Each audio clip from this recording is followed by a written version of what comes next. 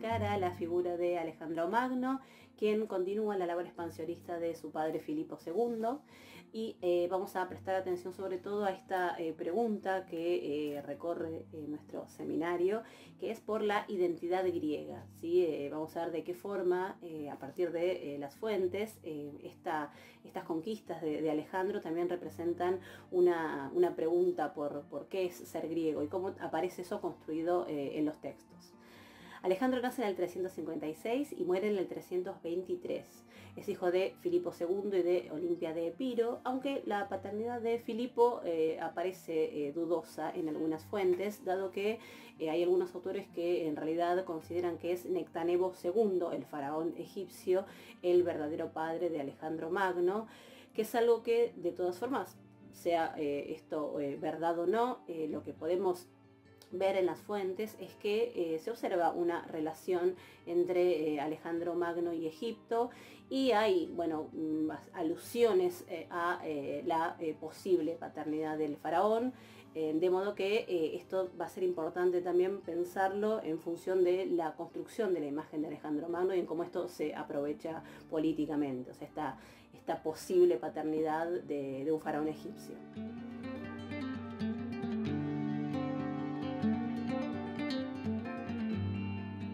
Respecto de su educación, sabemos que Lisímaco y Leónidas han sido sus maestros, pero nos va a interesar sobre todo la figura de Aristóteles, quien se convierte en maestro de Alejandro desde los 13 años y con quien Alejandro aprende todo tipo de disciplinas en el marco, por supuesto, de la paideia griega. De hecho, a Alejandro, por lo menos lo que nos transmiten las fuentes, es que Alejandro llegaba a considerar incluso a Aristóteles a tal punto de valor para su vida, que lo considera incluso un padre por sobre Filipo II. Les quería leer un pasaje de la biografía de Plutarco sobre Alejandro de Macedonia, en el capítulo 8, en donde refiere justamente, por un lado, su relación con Aristóteles, la formación que obtenía con él, que decimos que era una formación amplia, variada en artes, en literatura, filosofía, ciencias de la naturaleza, historia, etc. Más que nada para pensar en esto que venimos trabajando respecto de, bueno, cómo aparece también la figura de Alejandro como un modelo de helenización. Entonces la influencia de Aristóteles en esto es importante. Les leo entonces el pasaje de Plutarco.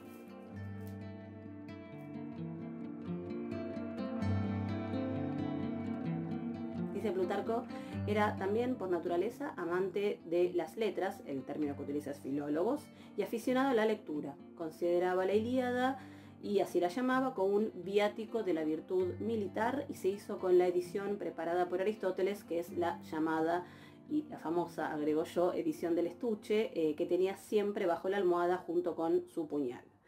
Por otra parte, como en las zonas interiores de Asia no le era fácil hacerse con otros libros, ordenó a Árpalo que le enviase una remesa, y aquel le mandó las obras de Filisto, gran cantidad de tragedias de Eurípides, Sófocles y Esquilo, y los ditirambos de Telestes y Filóxeno. Entonces me interesaba mostrarles esta cita para, bueno, dimensionar entonces el peso de la educación griega en Alejandro.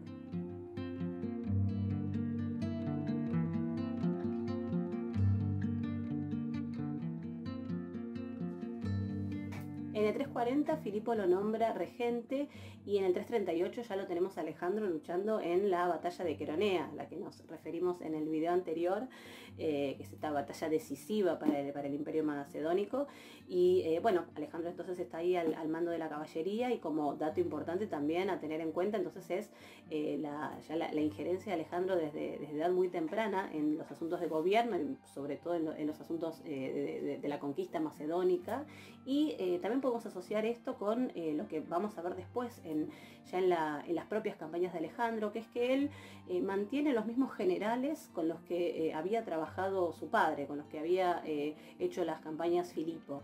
Entonces esto es un dato importante también para ver la astucia de Alejandro respecto de, bueno, cómo organizar sus campañas. Entonces dotarse de gente de confianza, confianza de su propio padre también, para, bueno, el éxito de su campaña.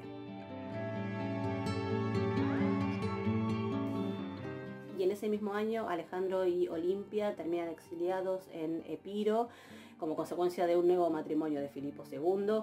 Filipo II de hecho tiene un nuevo hijo que es Arrideo y bueno, en todo caso me interesaba marcar esto porque las fuentes nos van a hablar de estas tensas relaciones entre Filipo II y Alejandro, que son, bueno, es una constante en la tradición que nos habla entonces de Alejandro.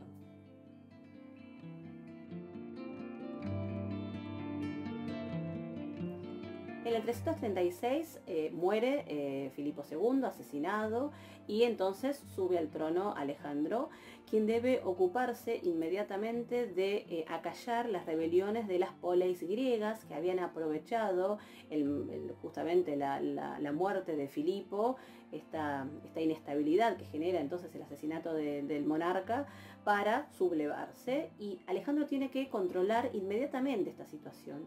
Por un lado, por razones obvias, que es, bueno, necesita tener en calma los territorios conquistados, pero por otro lado, porque él, recordemos que él va a ser el continuador de las campañas de Filipo II, y la Liga de Corinto había establecido como objetivo, que era el objetivo que iba a cumplir Filipo, no lo puede cumplir, y es el que va a cumplir Alejandro Magno, el de ir a conquistar Persia. Y para eso Alejandro necesita de los mercenarios griegos. Entonces tiene que tener resuelta entonces la situación en Grecia para poder contar con estos mercenarios para entonces la conquista del territorio persa.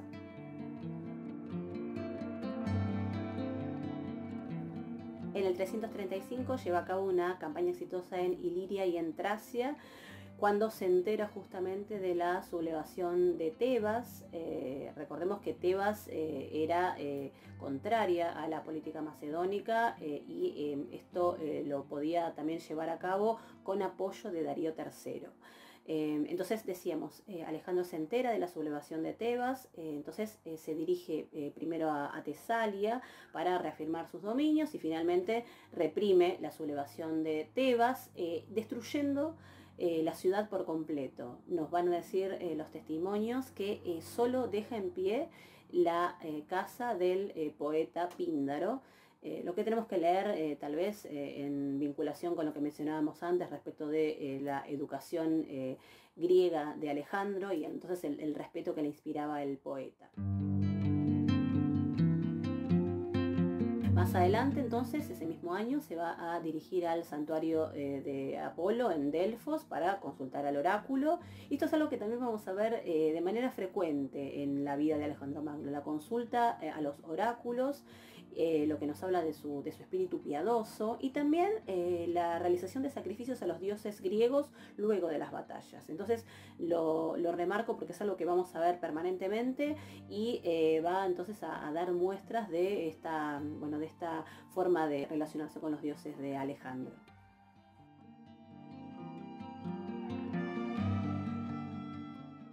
Más adelante se va a dirigir a Atenas, donde es nombrado hegemón, como había sido nombrado también hegemón Filipo II, y de este modo Alejandro se transforma en el gobernante de toda Grecia.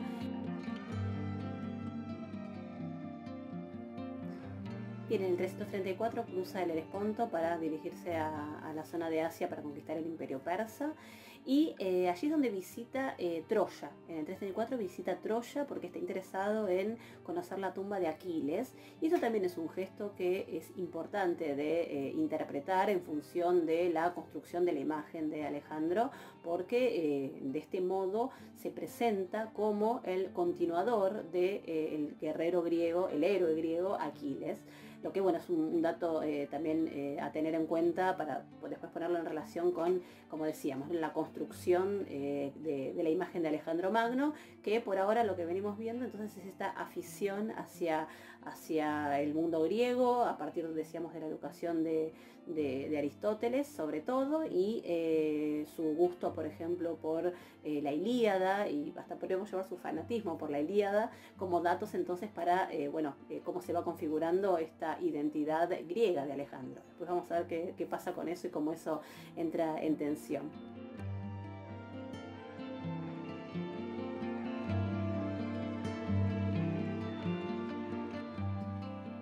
Bien, en el 334 se va a producir entonces la primera gran victoria de Alejandro, que es la batalla del río Gránico, y esto es lo que le va a permitir entonces ir reconquistando estas ciudades que estaban en dominio persa, que son Sardes, Éfeso, Mileto, Pérgamo, y son ciudades que van a mostrar su agradecimiento a Alejandro, que lo van a ver como un liberador, ¿no?, del dominio persa. Y más adelante, ese mismo año, se va a producir este famoso hecho que es el de digamos, el hecho de que Alejandro desata el nudo gordiano. O sea, él ocupa Gordión, que es la capital de Frigia, y contaba la leyenda que aquel que desatara ese nudo iba a ser el que dominara Asia.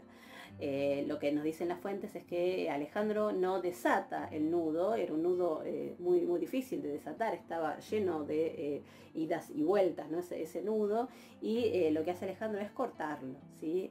Pero bueno, lo que entonces nos transmiten las fuentes es que, bueno, esto es un hecho como un hito clave entonces en la biografía, porque es lo que marca entonces ese destino de Alejandro de ser el que vaya a dominar Asia.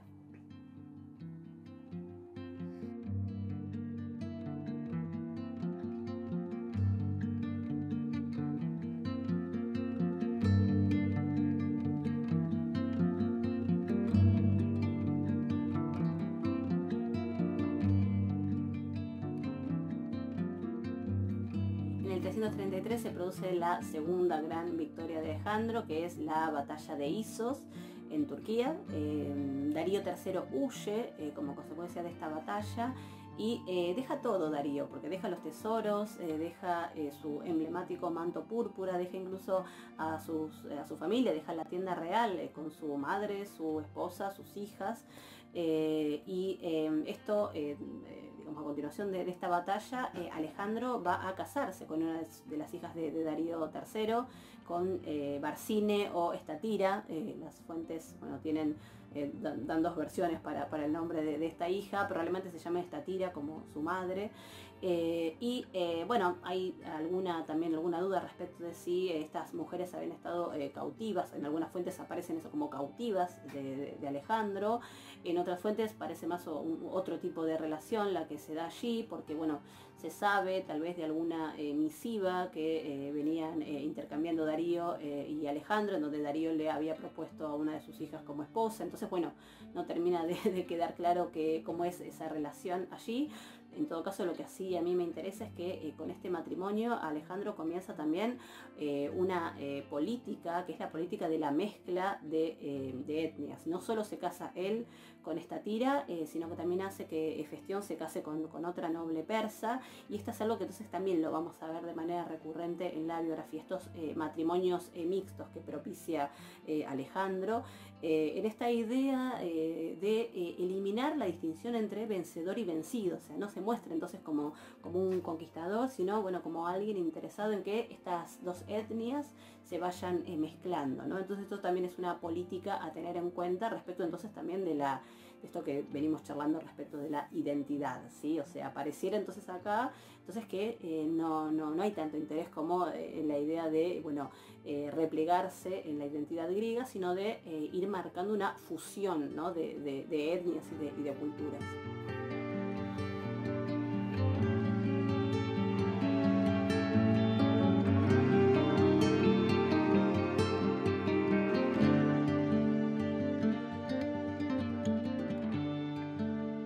En el 333 se dirige entonces al sur y conquista las ciudades de Sidón, de Fenicia, de Judea. En el 332 sitia Gaza y Tiro. Y en estos sitios van a ser fundamentales el uso de máquinas como catapultas. Recuerdan que habíamos hablado entonces de la importancia de esta creciente profesionalización del ejército para época de Filipo II, y bueno, el uso de estas maquinarias es entonces fundamental para este tipo de conquistas. En el 332 llega a Egipto. Recordemos que Egipto está bajo dominio persa desde el 343 y bueno, conquista Egipto. Allí es bien recibido, es visto como un salvador, como un liberador, Y tenemos presente, por otro lado, la relación filial que habíamos comentado al principio del video de Alejandro con Nectanebo II, ¿no? Entonces esto es algo que es aprovechado por Alejandro, ¿sí? La posible paternidad de Nectanebo II. Alejandro entonces se va a mostrar en Egipto como un heredero del faraón. Y también vamos a verlo muy vinculado con el dios Amón, ¿sí? O sea, entonces Alejandro se va a presentar en Egipto como el hijo de Nectanebo, el hijo de Amón, ¿sí? Bien, y si les interesa hay bastante evidencia material de Alejandro en Egipto para, bueno, dar cuenta de este hecho.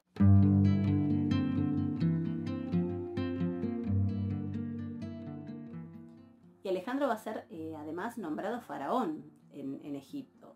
De modo que esto también es un gesto importante, ¿no? Alejandro entonces no va a presentarse en Egipto como un conquistador, como un dominador. Se va a presentar entonces como el hijo del faraón, el sucesor del faraón y también el hijo del dios Amón. ¿Sí? Ven que es una actitud que tiende entonces a esta conciliación con los dominados, ¿no? Y no a mostrarse como un conquistador.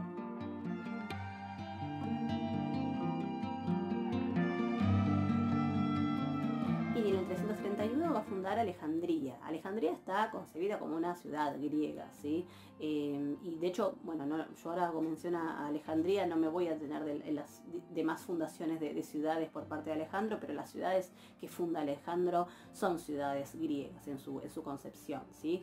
Y para el caso de Alejandría en particular, a nosotros por lo que nos interesa es porque, bueno, más adelante, ya con los Ptolomeos, es que vamos a tener allí la biblioteca, el museo, estas instituciones que van a ser el foco de cultura justamente de la cultura griega, ¿no? Como un lugar de helenización, ¿sí? Y de transmisión de los saberes, de la literatura y de la cultura griegas antiguas, ¿sí? Entonces este hecho es importante justamente por lo que venimos reflexionando en el seminario respecto de bueno, la identidad griega y cómo se van transformando, ¿no? Esas identidades griegas a lo largo de la historia, ¿no? Bueno, entonces Alejandría es un ejemplo entonces de este foco entonces heleno en territorio egipcio, ¿no?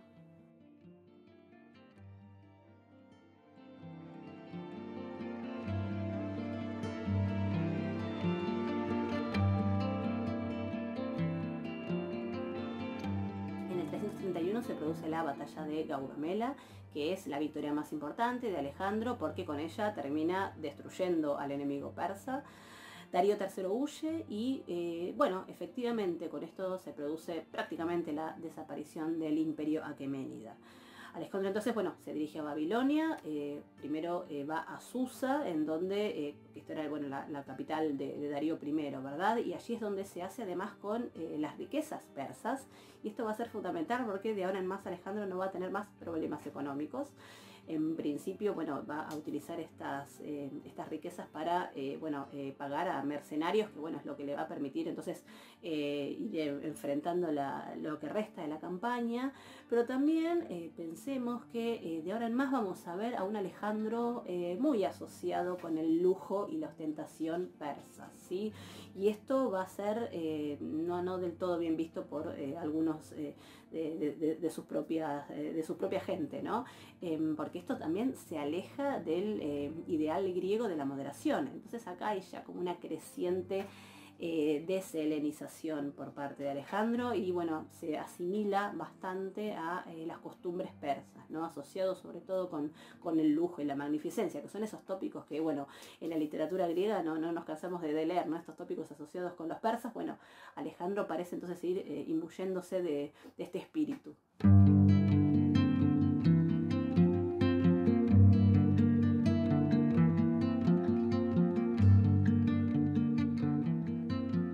Bien, y después de Susa se dirige a Persépolis, en donde quema el palacio de Darío III. Darío III habíamos dicho que huía y bueno, los macedonios van persiguiéndolo. Llegan a Ecbatana y ahí lo encuentran asesinado a Darío III por el general Besos, o sea, era uno de sus propios generales, que de hecho luego se va a autoproclamar emperador de Persia, lo que por supuesto disgusta muchísimo a Alejandro. Bien, y les leo por último un breve pasaje de la biografía de Plutarco, de Alejandro, en donde se nos muestra a Alejandro como el vengador de los griegos por haber conquistado a los persas. Es un pasaje breve, pero me parece que es bastante emotivo y que da cuenta justamente de esta imagen de Alejandro como quien venga a los griegos. Dice el pasaje, entonces, que está en el capítulo 37 de la biografía, dice... se cuenta que cuando se sentó por primera vez en el trono real, bajo el dosel de oro de Marato el Corintio, que le tenía afecto y era amigo suyo, como antes de su padre, rompió a llorar senilmente y a encarecer de cuán gran placer se veían privados aquellos griegos que habían muerto antes de poder ver a Alejandro sentado en el trono de Darío. ¿Sí? Bueno, esta imagen me parece bastante elocuente de esta construcción entonces de Alejandro como el vengador de los griegos. Y bueno, no perdamos de vista que es Plutarco, también un griego, pero pasado el tiempo, pero griego al fin, quien también rescata esta imagen, ¿no?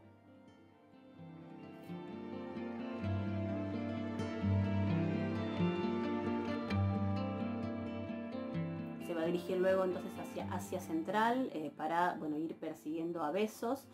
Y allí van a tener una serie de problemas porque, bueno, está la población local está descontenta, hay mucho malestar, entonces, bueno, tiene que mantener pacificados estos territorios. Se hace bastante dificultosa esta expedición y bueno, después llega a Sogdiana y Bactriana, y para esta altura lo que sí podemos observar es ya una barbarización, como suele decir la crítica, por parte de Alejandro Magno, y de hecho, o sea, lo que se dice es como las tropas de Alejandro Magno también se barbarizan, ¿sí? Besos termina finalmente, bueno, lo atrapan y termina siendo torturado y asesinado, y Alejandro entonces se va a mostrar acá tanto como sucesor de Darío III, como sucesor del rey persa, pero también como su vengador, ¿sí? Y esto es importante por lo que venimos hablando de esta construcción de la imagen de Alejandro, ¿sí? O sea, él ahora es el continuador del rey persa, ¿sí? Así es visto, y se dan entonces, como les decía, esta creciente entonces barbarización de Alejandro, ¿sí? Para esta época también, en el 327, se va a casar con Roxana, que es la hija de Oxiartes, que es uno, de hecho, de los generales de Besos. Y bueno, aquí asistimos una vez más a esta idea del matrimonio mixto y de la forma entonces en la que Alejandro se muestra ante los suyos, ¿no? O sea, tratando de unir las etnias y de entender también que, bueno, esto es parte entonces de su campaña, o sea, no mostrarse como el dominador, sino como el que, bueno, va a ir fusionando estos territorios y estas culturas, ¿sí?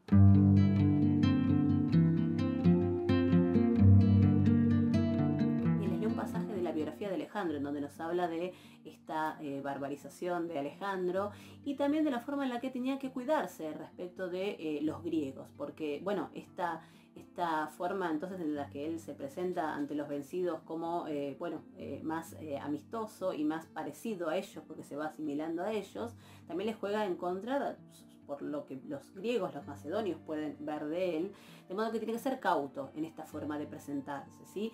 Les leo entonces el pasaje de la biografía de Alejandro en donde nos dice algo de esto, ¿no? Ahora bien, no llegó a adoptar el traje de los medos, absolutamente bárbaro y extraño, ni tampoco los calzones largos, ni la ropa con mangas, ni la tiara, sino que se hizo una mezcla acertada a medio camino, por así decir, entre el traje persa y el medo. Era algo menos fastuoso que aquel, pero más imponente que este. Al principio hizo uso de él en presencia de los bárbaros o con sus amigos en la intimidad, pero más tarde se dejaba ver de tal guisa ante todo el mundo, ya fuera que saliera a caballo o que celebrara audiencia. Este espectáculo contrariaba mucho a los macedonios, pero como por lo demás admiraban sus virtudes, consideraban que debían pasarlo por alto algunas de estas inclinaciones al placer o a la vanidad. Y ello con más razón, por cuanto que, además de todas las heridas anteriores, había recibido recientemente una en la pierna. Fíjense cómo Plutarco de alguna manera disculpa a Alejandro en esta actitud bien moral de Plutarco, al decir que, bueno, su virtud hacía que lo perdonaran de algún modo por esta barbarización. Bueno, el ejemplo de la herida es, bueno, su virtud militar también, o sea, lo hacía digno de respeto, pero bueno, era un problema, entonces la forma en la que había adoptado esta imagen, entonces bárbara, ¿no? Entonces, ¿en qué se muestra, decíamos rápidamente, ¿no? Estas actitudes, por un lado, fíjense en este caso la vestimenta, los matrimonios, o sea, esta idea que veníamos marcando de los matrimonios mixtos que implican esta mezcla de etnias, el hecho de sustituir al ejército macedonio por personas nativas de los lugares que va conquistando. Esto también genera, por supuesto, resquemores entre los suyos, lo mismo que empezar a darles cargos a los nativos. Y bueno, de este modo, además, desde el punto de vista estratégico era sumamente importante porque entonces mantenía conforme a la nobleza local, ¿verdad? Y después hay otro hecho que, si bien es simbólico, bueno, los símbolos son importantes en la política y, bueno, más en estos casos de personajes tan importantes, que es la adopción de la proskúnesis. La proskúnesis es esta forma de, bueno, reclinación que llevan a cabo los persas ante el rey. Lo que los griegos lo ven como un acto asociado, ¿no?, con la divinización de la figura del rey, que es algo que un griego no tolera, ¿verdad? Y esto es algo que entonces aparece también como una de las formas que adopta Alejandro. Les leo un pasaje en donde comenta esto también Plutarco. Dice Plutarco en el capítulo 45. Se replegó en dirección a la tierra de los partos, donde, demorándose por un tiempo, vistió por primera vez la estola bárbara, ya sea por querer acomodarse a las costumbres vernáculas, pues la comodidad de hábitos y de raza es de gran importancia para domar a los pueblos, ya sea como un intento subrepticio de imponer la prosternación a los macedonios, acostumbrándolos poco a poco a tolerar los cambios y mudanzas en su género de vida, ¿sí? Entonces, fijémonos acá también esta idea de Alejandro entonces queriendo introducir la proskúnesis, o sea, la prosternación ante su figura, entonces una especie de divinización también de su imagen, lo que, como decíamos, no es algo entonces bien visto de parte de los griegos.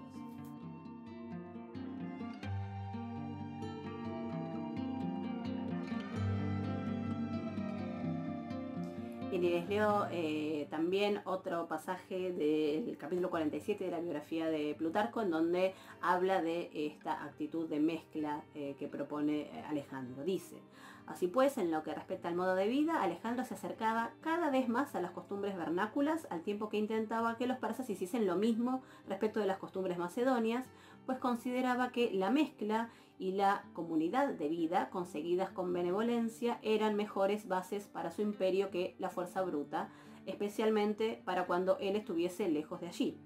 Por ello, escogiendo a 30.000 jóvenes, hizo que aprendiesen las letras griegas y que se les educase en la milicia macedonia, designando a tal efecto un buen número de supervisores, ¿sí? Bueno, creo que las citas hablan por sí solas, ¿no?, respecto por lo menos de lo que la tradición histórica, biográfica en este caso, nos habla sobre cómo aparece construyéndose la imagen de Alejandro.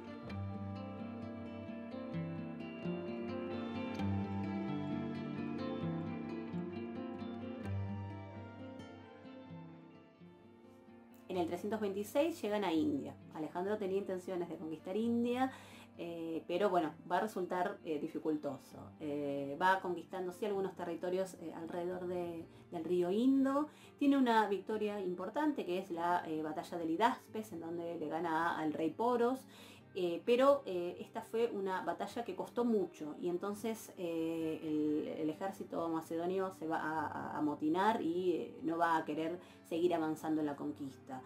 Esto es una de las primeras dificultades. También muere Bucéfalo para esta época, el famoso caballo de Alejandro, y está también la adversidad de las condiciones climáticas, ¿sí? Los monzones, las lluvias hacen también dificultoso seguir y bueno, ahí es donde se decide no cruzar el Ganges. Alejandro se reúne con uno de sus generales, Coeno, y decide entonces el regreso. y allí Alejandro decide levantar 12 altares en honor a los dioses griegos, como para marcar entonces ahí que ahí entonces es donde se produce el regreso.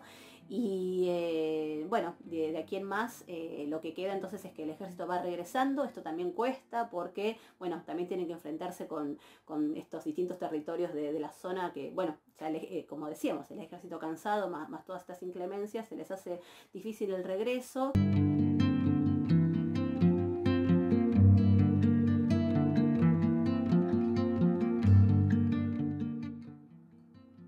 Y bueno, y en el 323 muere Alejandro Magno en Babilonia, en la corte de Nabucodonosor II. Y el problema que tenemos es que el imperio de Alejandro se va a desmembrar a partir de entonces, porque Alejandro no cuenta con herederos al trono. Entonces, quienes podrían haber accedido al trono eran o Arrideo, su hermano, el otro hijo de Filipo II, que no estaba en condiciones de asumir el trono. Alejandro tendría 2 hijos, Alejandro, que no había nacido todavía, el hijo con Rosana, no había nacido. Y bueno, era imposible entonces pensar en él como sucesor.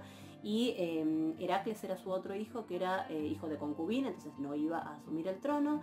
Y lo que va a terminar ocurriendo es, como decíamos, entonces la desmembración del imperio, porque iba a quedar entonces esos territorios divididos entre los distintos generales de Alejandro, que son los llamados los diádocos, ¿no? Que entonces van a obtener distintas partes del imperio conquistado por Alejandro, pero como decimos, ¿no? el imperio llega a su máxima extensión con Alejandro, y allí es donde muere, porque muere en el regreso, y a partir de ahí entonces comienza entonces su división.